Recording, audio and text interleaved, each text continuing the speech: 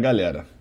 Germancano não será titular na estreia do Fluminense contra o Borussia Dortmund. Quem confirmou isso?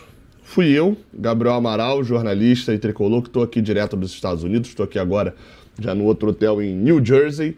Não foi nenhum jornalista, foi o próprio Renato Gaúcho na coletiva que acabou de dar lá no estádio onde o Fluminense joga nessa... Aliás, ele deu a coletiva exata, no MetLife Stadium, onde o Fluminense joga nessa terça-feira contra o Borussia Dortmund. Eu vou botar o vídeo aqui depois para a gente poder falar sobre a questão do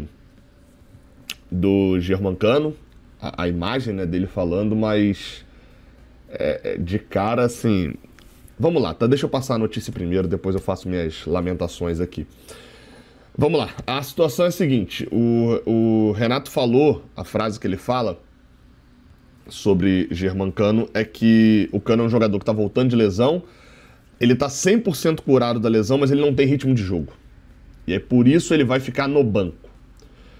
Germancano não está lesionado de novo, Germancano não tem Isso fala que falta ritmo de jogo, e que isso é importante para um jogador, e que, enfim... E aí ele fala que a princípio vai esperar por conta do horário do jogo, e que sem ritmo de jogo é quase certo que ele vai entrar, mas que sem ritmo de jogo contra um adversário assim não dá para brincar. Vamos lá, primeiro a lamentação, tá? E a minha lamentação é... O Germancano precisava chegar nesse Mundial voando, cara. Nós, os testemunhas de Germancano, que temos que às vezes brigar 200 mil vezes no Brasil para poder mostrar e falar, gente, esse cara é espetacular finalizando, esse cara é um monstro. E a gente tem que por várias vezes ficar falando, parecendo malucos mesmo, parecendo que tá falando de um negócio surreal que nunca aconteceu, mas que a gente sabe que acontece, a gente sabe que funciona. Germancano é um espetacular finalizador e era a hora perfeita disso ser mostrado para o mundo. Então é uma lamentação. A segunda lamentação, o Fluminense para a temporada apostou suas fichas no Germancano. Eu acho totalmente válido ter apostado as fichas no Germancano. Eu acho totalmente válido, achei, né? Porque eu tenho que falar a minha opinião da época, não tenho que mentir a minha opinião da época, não. Minha opinião na época é que a contratação do Everaldo era uma contratação ok para poder ser banco do Fluminense. Tinha números que mostravam isso. O desempenho nesse primeiro semestre acho que foi abaixo do que da vez eu esperava e até do que o próprio Everaldo joga. E eu vou sobre possibilidades de quem vai jogar no lugar do Germancano, isso vai entrar num outro vídeo aqui no canal. Agora, cara, em relação a... Que situação? Em relação a banco, a possibilidades, etc., isso gera lamentação. Mas uma coisa dentro disso tudo, para ver um lado bom, eu gostei do Renato. O Renato poderia ter botado o Germancano em campo sem condições, poderia, né, ter dito que iria colocar o Germancano sem condições no campo. E assim, ele poderia ter botado a responsabilidade para o Germancano. Ele poderia ter, por exemplo...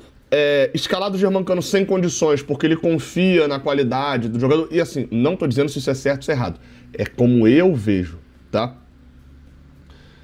O Germancano não está em condições de jogar, meu amigo, você é o maior artilheiro da história do Fluminense na Libertadores, você é o maior ídolo de uma geração, né? De uma geração, não tô falando ali idade, né? Mas tô falando de uma geração de jogadores desse time aí, vamos botar desde que o Germancano chegou, ele é o maior ídolo dos torcedores do Fluminense, é um cara espetacular, um cara que merecia isso tudo. Dito isso, pro time, eu acho que vai ser melhor botar o outro.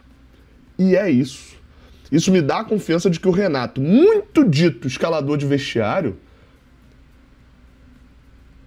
não tá fazendo isso. Ah, Gabriel, mas eu acho que o Germancano, ele, sei lá, vai ter gente que vai falar, prefiro o Germancano num nível baixo do que o Everaldo. Beleza, eu não tô discutindo isso.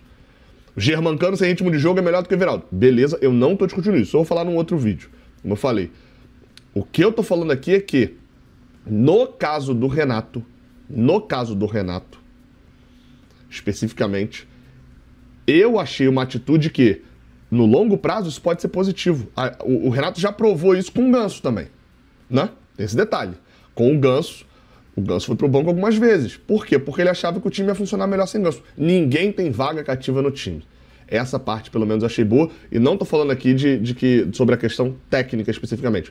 Tô falando que o Renato teve peito para poder, por exemplo, não ficar refém de uma situação dessa. Vamos ver aí a resposta do Renato falando sobre o Cano, né? Com a forma como ele falou. Boa tarde a todos. Bom, a gente teve esses dias aí para que a gente pudesse se preparar para esse Mundial. Apesar que a gente vem de bons jogos nos campeonatos no Brasil. Procuramos treinar um pouco de tudo, a parte física, a parte técnica, mas principalmente a parte tática. Estudamos bastante o nosso adversário, conhecemos bem, a gente sabe daquilo que nós vamos enfrentar.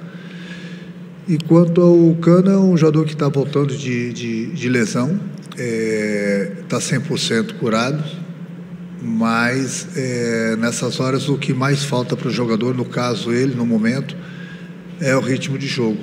E o ritmo de jogo é muito importante para o jogador, né? Principalmente se tratando desses jogos tão difíceis que nós vamos ter pela frente. Então, a princípio, para essa partida, ele vai esperar um pouco, porque a gente sabe que o horário também dificulta bastante, meio-dia, independente se vai estar calor, se vai estar frio.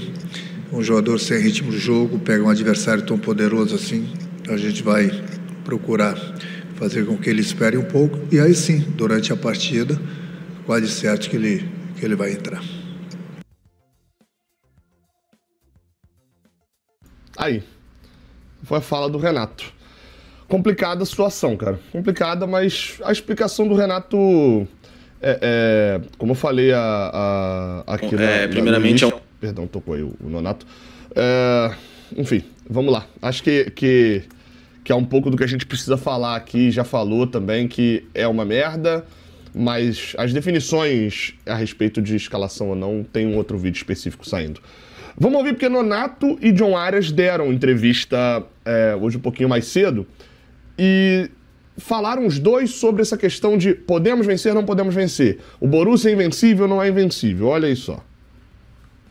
Primeiramente é um time que é muito intenso, né? São jogadores também muito fisicamente muito fortes, né? A gente sabe dessa qualidade deles, mas ao mesmo tempo a gente tem jogadores muito ágeis também, então a gente tem que saber aproveitar isso, né, no decorrer da partida, né? Eles jogam muito pelos lados do campo também, então acredito que a gente vai tentar anular essas armas deles. E como eu disse, a gente tem capacidade, nosso time já demonstrou no decorrer da temporada que tem capacidade para brigar de igual para igual com qualquer time, e acredito que por mais que eles sejam um time muito qualificado, nós temos o respeito, a gente tem o respeito por eles, mas a gente vai demonstrar nosso valor também. Rapidamente sobre a fala do Nonato, tá? O que já dá a entender, e eu vou falar mais disso na parte tática. Eles jogam 3 zagueiros, saem muito com pontas e laterais, né, que avançam muito. 3 volantes, destruição e contra-ataque por dentro. Passe, facão. Eu não estou descartando ele entrar com Serna de centroavante, tá? Eu não descartaria isso, não. A gente fala disso no outro vídeo. Vamos ouvir o John Arias agora, ó. Queria que você falasse. Bom, eu acho que o Borussia é um grande rival, uma das grandes potências da Alemanha, um time que tem as suas qualidades, tem as suas virtudes, mas a gente está mais volcado para o que a gente pode fazer. Nós também temos as nossas virtudes, a gente também tem as suas ferramentas, as suas armas. Então eu acho que o rolo fica mais para nós, para o que a gente precisa fazer, porque a gente sabe que pode fazer. Eu acho que a gente está pronto. Eu acho que a gente está pronto para fazer uma grande estreia, um grande mundial, e que Deus acompanhe a gente. Porque eu acho que o Fluminense é um clube também muito grande, um clube dos maiores da América do Sul. Então, tomara que a gente consiga demonstrar isso dentro do campo e que a gente consiga posicionar o Fluminense no lugar que o Fluminense precisa estar. É um pouco disso, eu concordo com o John Arias. O Fluminense tem armas para tentar ganhar do Borussia. As armas do Borussia naturalmente são mais fortes, e de início são, ninguém nega isso. Mas o Fluminense tem que tentar e vai tentar utilizar as suas armas. Eu acho que o Renato tem um plano. Vamos falar disso em outro vídeo para esse aqui não ficar muito grande. Uma pena, Nonato falou, Arias falou, Renato falou, o Cano vai ficar no banco. Mas entra durante o jogo, hein? Se inscreve, deixa o like, até a próxima, valeu.